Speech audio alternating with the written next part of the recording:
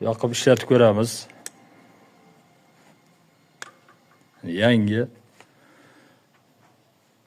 Bismillahirrohmanirrohim. Assalomu alaykum mahalladoshlar, aka-uka, opa-singillar. 2026-yil 18-avgust Jizzax viloyati Arnasay tumani Bo'ston mahalla fuqarolar yig'inida joylashgan Burhoniddin Marg'iloniy jome masjidi.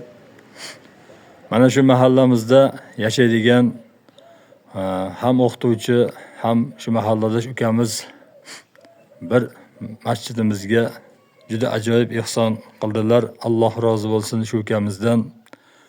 Xo'sh, mana elektr energiyasida uzilish bo'lgan vaqtlarida yoki bo'lmasa tadbirlarda, iftorliklarda, janoza namozlarida, amr ma'ruf, Qur'on o'qish uchun mana shu ukamiz mana 550 ming so'mga mana bunday chiroyli hajmda kolonka ihson qildi. Alloh rozi bo'lsin shu ukamizdan. Rahmat. Mana jamoatni hisobga olib ko'pligini mana shu kolonka olib bersam shu masjidga degan ekan. Mana 2 mikrofonlik, mana bir mikrofoni qo'limda. Mana yoqib ishlatib ko'ramiz. Yangi. Bismillahirrohmanirrohim. Ana shunday. Endi jamoatda xo'sh, ovozi past insonlar bor yoki qulog'i og'irroq insonlar bor. Ana shuni inobatga olib, shu kolonka olib keladi. Masjid ichiga o'rnatib qo'yamiz. Xohlagan joyimizga, xohlasa bu yerga, xohlasa nari burchakka.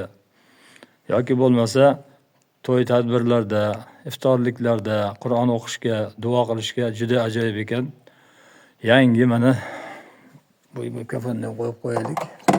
Mana shunday qilib.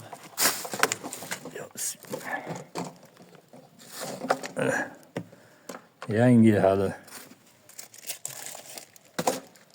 Mana shunday zaryadchiklari bor. Mana pultlik.